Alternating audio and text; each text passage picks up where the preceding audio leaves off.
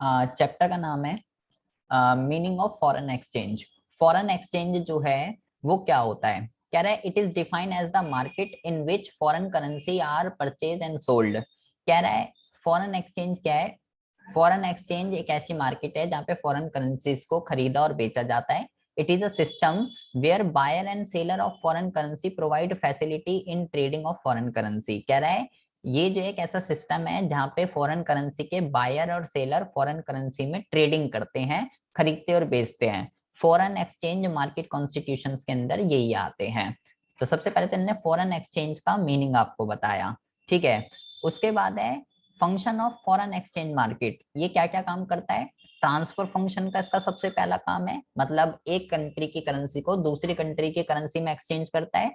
Loan का काम करता है क्रेडिट फंक्शन। और अभी हम पढ़ेंगे फिक्स इसके अभी हम पढ़ेंगे फॉरेन एक्सचेंज रेट, तो उसके अंदर जो फ्लक्चुएशंस होती रहती हैं उसको जो है क्या करता है, मेंटेन करके रखता है, प्रोटेक्ट करके रखता है। ज्यादा ना तो एक्सचेंज रेट को बढ़ने देता और ना ही ज्यादा एक्सचेंज रेट को घटने देता है।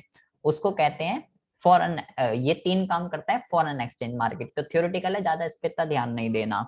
क्या है ये, एक ऐसा बाजार है जहाँ पे फॉरेन करेंसी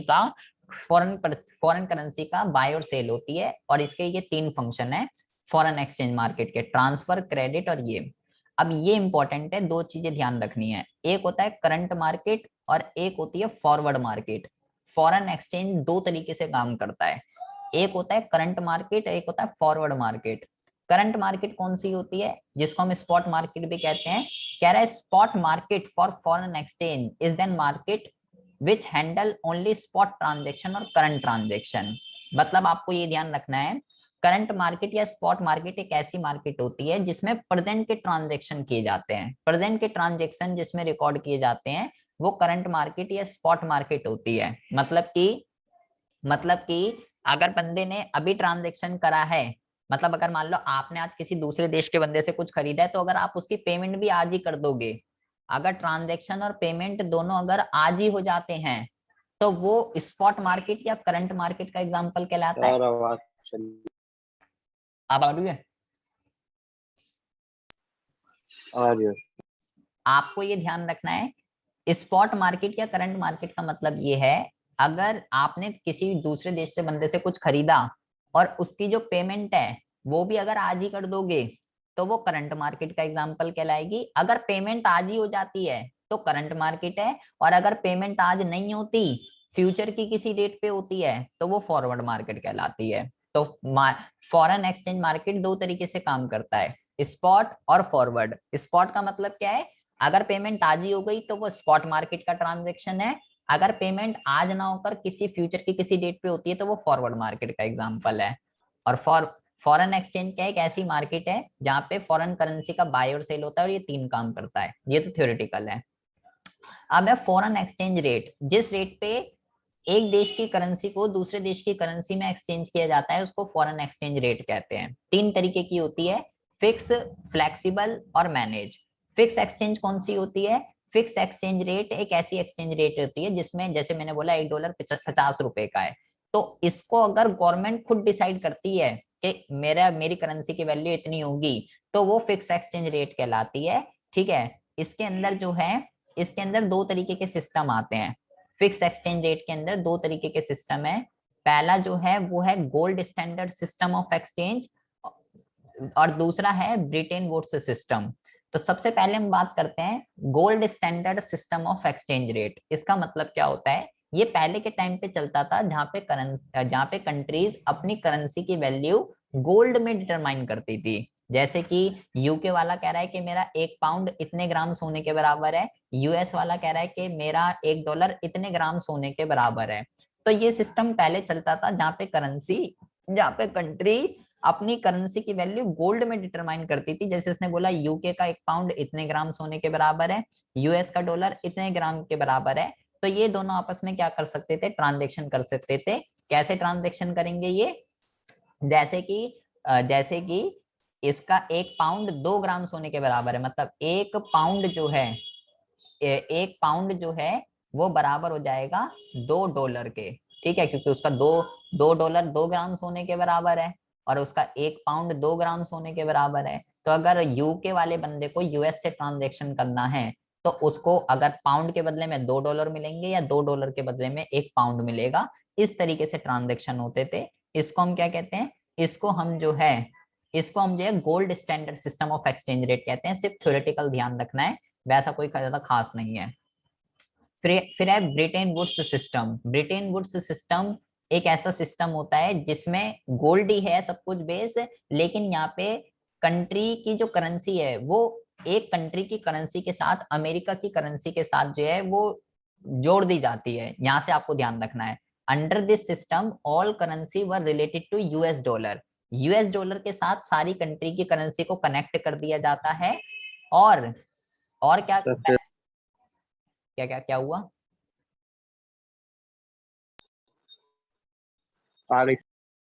तो यहाँ पे सारी कंट्री की करेंसी को यूएस की कंट्री के साथ कनेक्ट कर दिया जाता है और होता सब कुछ गोल्ड में ही है यहाँ पे। और इसको कौन कंट्रोल में करता है? आईएमएफ इसको कंट्रोल में करता है। अगर आईएमएफ चाहता है कि इसके अंदर थोड़ी फ्लक्चुएशन की जरूरत है तो भाई फ्लक्चुएशन उसी के अकॉर्डिंगली हो जाते हैं। बस यहाँ पे आपको ये ध्यान रखना है, यहाँ भी गोल्ड ही है, ब्रिटेन वुड्स सिस्टम में भी गोल्ड है और यहाँ पे भी गोल्ड है। बस डिफरेंस क्या है इसके अंदर, यहाँ पे सारी करेंसी को पहले अमेरिका की करेंसी के साथ कनेक्ट कर दिया गया और उसके बाद गोल्ड के रूप में ही डिफाइन किया गया। जो मेन बेस जो है वो गोल्ड ही है दोनों के अंदर।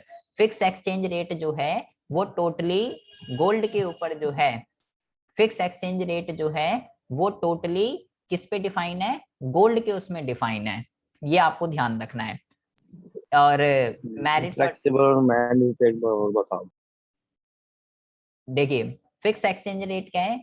फिक्स एक्सचेंज रेट एक ऐसी एक्सचेंज रेट है जिसमें सरकार अपनी करेंसी की वैल्यू खुद डिसाइड करती है कि मेरी करेंसी की जो वैल्यू है वो क्या है। जैसे कि मैंने बोला $1 50 का है, तो भाई ये जो $1 50 का है, अगर इसको गवर्नमेंट खुद डिसाइड करती है कि मेरी करेंसी की वैल्यू क्या है, तो वो फिक्स एक्सचेंज रेट का एग्जाम्पल कहलाती है। और इसके अंदर दो तरीके के होते हैं, एक होता है गोल्ड स्टैंडर्ड सिस्टम और एक होता है Bretton Woods system.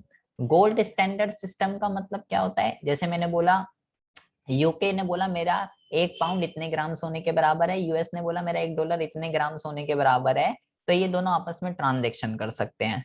Bretton woods के अंदर बस आपको ये ध्यान रखना है गोल्ड ही, लेकिन यहाँ पे सारी की सारी करेंसी को यूएस करेंसी के साथ पैक्ड कर दिया गया और आईएमएफ इस पे कंट्रोल करके रखता है। अगर आईएमएफ चाहता है तो इसके अकॉर्डिंगली यहाँ पे ट्रांजेक्शन हो सकते, चेंजेस हो सकते हैं। मेरिट्स और डीमेरिट्स में बस ये ध्यान रखना है, इसके लिए ह्यूज रिजर्व की जरूरत होती है, फिक्स के लिए गोल्ड के रिजर्व बनाने पड़ते हैं। बस ये इसकी सबसे बड़ी लिमिटेशन है। इसके लिए उस टाइम पे क्या होता था, रिजर्व बनाने पड़ते थे गोल्ड के, जिसकी वजह से इसको खत्म कर दिया गया। बस लिमिटेशन में एक ध्यान रखना है कि इसके लिए गोल्ड के रिजर्व की जरूरत होती है और कुछ भी याद नहीं रखना। फ्लैक्सिबल क्या होती है? फ्लैक्सिबल एक्सचेंज रेट एक ऐसी एक्सचेंज रेट होती है जिसमें सरकार नहीं डिसाइड करती कि मेरी करेंसी की वैल्यू क्या होगी। यहाँ पे जो है डिमांड एंड सप्लाई जो है डिसाइड करते हैं कि क्या होगा, किसकी डिमांड और किसकी सप्लाई। फॉरेन करेंसी की डिमांड और फॉरेन करेंसी की सप्लाई। जैसे कि ये होता है डिमांड कर फॉरेन करेंसी का, ये हो गया सप्लाई कर। तो जहाँ पे भी ये आपस में इंटरसेक्ट करते हैं, डिमांड और सप्लाई कर, वहीं पे एक्सचेंज रेट जो है, वहीं पर एक्सचेंज रेट जो है वो डिसाइड हो जाती है। यहाँ पे जैसे कि मान लीजिए $1 जो है वो सेट हो गया ₹75 का, तो किसने डिसाइड किया ये? डिमांड और सप्लाई में। यहाँ पे सरकार का कोई भी रोल नहीं होता। फॉरेन करेंसी की डिमांड और फॉरेन करेंसी की सप्लाई जब डिसाइड करते हैं तो वो फ्लेक्सिबल एक्सचेंज रेट कहलाती है। इसमें बस आपको ये ध्यान रखना है कि इसमें किसी भी तरीके की कोई रिजर्व वगैरह की जरूरत नहीं होती। वहां पे गोल्ड के रिजर्व बनाने पड़ते थे, इसलिए उस सिस्टम को खत्म किया गया। यहाँ पे कोई रिजर्व की जरूरत नहीं होती, ये आ गया। फिर आता है तीसरा, मैनेज फ्लोटिंग। मैनेज फ्लोटिंग का मतलब क्या होता है? मैनेज फ्लोटिंग का मतलब ये होता है ये दोनों का कॉम्बिनेशन है। ये दोनों का कॉम्बिनेशन है, फिक्स और फ्लेक्सिबल दोनों का। पहले तो सब कुछ डिमांड और सप्लाई के अकॉर्डिंगली चलता रहेगा, ठीक है, लेकिन जब डॉलर की वैल्यू बहुत ही ज्यादा बढ़ जाती है और जब डॉलर की वैल्यू बहुत ही ज्यादा कम हो जाती है तो आरबीआई उसको क्या करता है? कंट्रोल में करता है। सेंट्रल बैंक की यहाँ पे जो है सेंट्रल बैंक इसको कंट्रोल में रखता है, मैनेज फ्लोटिंग को। ये दोनों का कॉम्बिनेशन है, ठीक है, फिक्स का भी फ्लेक्सिबल का भी। पहले तो पहले तो सब कुछ डिमांड और सप्लाई के अकॉर्डिंगली चलता है, लेकिन जब डॉलर की वैल्यू बहुत ही ज्यादा अप हो जाती है या डॉलर की वैल्यू बहुत ही ज्यादा डाउन हो जाती है, तो फिर आरबीआई बीच में इंटरफेयर करता है। आरबीआई करता है, गवर्नमेंट नहीं करती है, ये आपको ध्यान रखना है। अब पीछे हमने पढ़ा था कि डिमांड और सप्लाई जो है, डिमांड और सप्लाई के इंटरसेक्शन से डिसाइड होती है।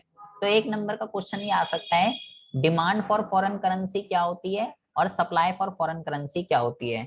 डिमांड का मतलब है जब हमें फॉरेन के अंदर कुछ खरीदना होता है, किसी भी चीज की जब पेमेंट करनी होती है, तो उसको कहते हैं डिमांड फॉर फॉरेन करेंसी। जैसे अगर हमें दूसरे देशों से लोन लिया था, उसकी पेमेंट करनी है, दूसरे देशों में गिफ्ट भेजना है, दूसरे देशों में इन्वेस्टमेंट करनी है, दूसरे देशों में कुछ भी खरीदना है, दूसरे देशों में ट्रेडिंग करनी है, तो हमें फॉरेन करेंसी की डिमांड होगी। एक नंबर का ये आ सकता है बेटा, मोस्ट इंपॉर्टेंट है, इसको अच्छे से पढ़ लीजिएगा। और सप्लाई का मतलब क्या होता है? सप्लाई का मतलब होता है जब दूसरे देशों के लोगों को जब दूसरे देशों के लोगों को जब दूसरे देशों के लोगों को हमारे देश में कुछ खरीदना होता है। जैसे दूसरे देशों के लोगों को अगर गुड्स खरीदने हैं, ठीक है, जब फिरंगी यहाँ घूमने आते हैं और दूसरे देशों के लोगों को यहाँ इन्वेस्ट करना होता है, दूसरे देशों के लोगों को यहाँ के शेयर वगैरह खरीदने होते हैं, तो हमारे पास फॉरेन करेंसी आती है। सप्लाई ऑफ फॉरेन करेंसी का मतलब है फॉरेन करेंसी का आना, और डिमांड फॉर फॉरेन करेंसी का मतलब होता है फॉरेन करेंसी का जाना। बस एक ये आपको ध्यान रखना है, एक एक नंबर में इंपॉर्टेंट है। और आपको ये ध्यान रखना है, जैसे कि जैसे कि प्राइस जैसे कि प्राइस और डिमांड के बीच में कैसा रिलेशन रहता है? प्राइस और डिमांड के बीच में इनवर्स रिलेशन रहता है। जो हमने माइक्रो इकोनॉमी, प्राइस बढ़ते हैं तो डिमांड घटती है, प्राइस घटते हैं तो डिमांड बढ़ती है, तो बिल्कुल इसी तरीके से यहाँ पे भी है। इनवर्स रिलेशन होता है प्राइस और डिमांड के बीच में, inverse relationship between price of foreign currency and demand for foreign currency. और सप्लाई के साथ कैसा होता है? सप्लाई के साथ डायरेक्ट रिलेशन होता है, मतलब जैसे जैसे प्राइस बढ़ते हैं वैसे वैसे सप्लाई बढ़ती है, जैसे जैसे प्राइस घटते हैं वैसे वैसे सप्लाई जो है, वैसे वैसे सप्लाई घट जाती है। तो बस एक नंबर का ये ध्यान रखना है कि प्राइस और डिमांड के बीच में इनवर्स रिलेशन है, जो हमने क्लास 11th में पढ़ा था। प्राइस और सप्लाई के बीच में डायरेक्ट है। सप्लाई के कुछ कंपोनेंट ध्यान रखने हैं, डिमांड के कुछ कंपोनेंट याद रखने हैं। सप्लाई का मतलब है फॉरेन करेंसी का आना, और डिमांड का मतलब है फॉरेन करेंसी का जाना। मैनेज फ्लोटिंग फिक्स और फ्लेक्सिबल दोनों का मिक्सचर है। इसको आरबीआई कंट्रोल में करके रखता है। अगर डॉलर की वैल्यू बहुत ही ज्यादा बढ़ जाती है या बहुत ही ज्यादा कम हो जाती है, तो आरबीआई बीच में इंटरफेयर करता है। आरबीआई करता है, सरकार नहीं करती है, बार बार बोल रहा हूँ। फ्लेक्सिबल में क्या है? डिमांड और सप्लाई के फोर्सेस डिसाइड करते हैं, सरकार नहीं करती। इसका सबसे बढ़िया फायदा ये है, गोल्ड के रिजर्व की जरूरत नहीं होती। फिक्स का क्या है? जिसमें सरकार डिसाइड करती है अपनी करेंसी की वैल्यू कि क्या होगी। और दो है इसके अंदर, गोल्ड स्टैंडर्ड और Bretton Woods system. Bretton Woods system को आईएमएफ कंट्रोल में करके रखता है। यहाँ पे सरकार अपनी करेंसी की वैल्यू खुद डिसाइड करती है। इसकी सबसे बड़ी ड्रॉबैक ये है, इसके लिए रिजर्व की जरूरत होती है गोल्ड के। ये आपको जो है सबसे पहली बात तो ये आपको सबसे पहली बात तो जो है ध्यान। अब जो है इसके अंदर तो आपको इतना ही पढ़ना है केवल। अब के एक चार वर्ड मैं आपको बता रहा हूँ जो आपको बहुत ही ज्यादा ध्यान से समझने हैं। कौन से वो चार वर्ड हैं? देखिए, एक तो मैंने आपको बताया फिक्स, और एक मैंने आपको बताया फ्लेक्सिबल। एक बताया मैंने फिक्स और एक बताया फ्लेक्सिबल। तो फिक्स के अंदर दो वर्ड होते हैं, ध्यान से समझ लीजिएगा, ये बहुत इंपॉर्टेंट है।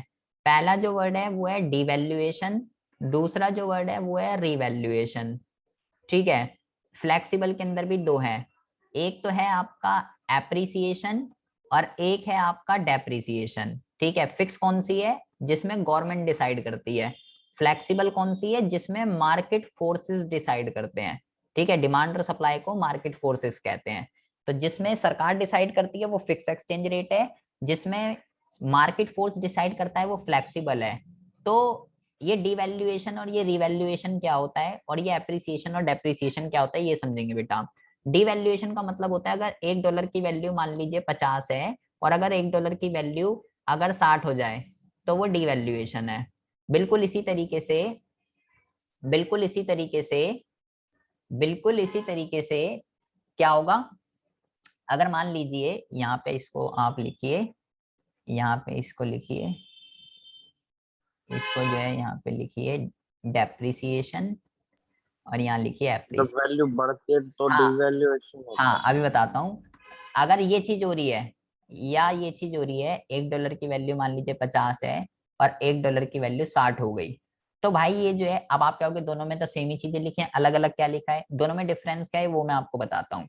अगर मतलब डॉलर की वैल्यू अगर बढ़ रही है, मतलब $1 मान लो 50 का था, अगर $1 अब 60 का हो जाए, तो वो चीज डिवैल्यूएशन या डेप्रिसिएशन कहलाती है, दोनों सेम ही चीजें हैं। ठीक है। और अगर $1 की वैल्यू मान लो 60 थी और $1 की वैल्यू अगर 50 हो जाए, तो वो जो है रिवैल्यूएशन, या $1 की वैल्यू अगर 60 है और $1 की वैल्यू अगर 50 हो जाए, तो वो कहलाएगा एप्रिसिएशन। रिवैल्यूएशन और एप्रिसिएशन सेम चीज है, डिवैल्यूएशन और डेप्रिसिएशन सेम चीज है, लेकिन बस डिफरेंस क्या है, डिफरेंस ये है कि फिक्स के अंदर फिक्स वाली कौन डिसाइड करता है, गवर्नमेंट। तो डिवैल्यूएशन और रिवैल्यूएशन, ये बेटा ध्यान रखना है, डीवैल्यूएशन और रिवैल्यूएशन गवर्नमेंट खुद करती है, क्योंकि ये फिक्स के कंपोनेंट है। डीवैल्यूएशन और रिवैल्यूएशन फिक्स के कंपोनेंट है, ये सरकार करती है डीवैल्यूएशन और रिवैल्यूएशन। और डेप्रिसिएशन और एप्रिसिएशन, डेप्रिसिएशन और एप्रिसिएशन फ्लेक्सिबल के पॉइंट है, ये मार्केट फोर्सेस करते हैं, इसमें सरकार का कोई रोल नहीं होता। मतलब जब डिमांड और सप्लाई की वजह से ये वाली चीजें हो रही हैं, तो भाई वो चीज डेप्रिसिएशन और एप्रिसिएशन कहलाएगी, इसमें सरकार ने कुछ नहीं करा। और जब सरकार जानबूझ के खुद कर रही है ऐसा, तो वो डिवैल्यूएशन या रिवैल्यूएशन, अगर ऐसा कर रही है तो डिवैल्यूएशन कहलाएगा, ऐसा कर रही है तो रिवैल्यूएशन कहलाएगा। तो ये आपको सबसे पहले तो 4 वर्ड ध्यान रखने हैं, devaluation, revaluation and depreciation appreciation, दोनों सेम ही चीजें हैं। ठीक है, दोनों ये सेम ही चीजें हैं, डिवैल्यूएशन और डेप्रिसिएशन, लेकिन डिफरेंस क्या है, डिवैल्यूएशन में सरकार कर रही है, डेप्रिसिएशन में मार्केट फोर्स कर रहे हैं, डिमांड और सप्लाई।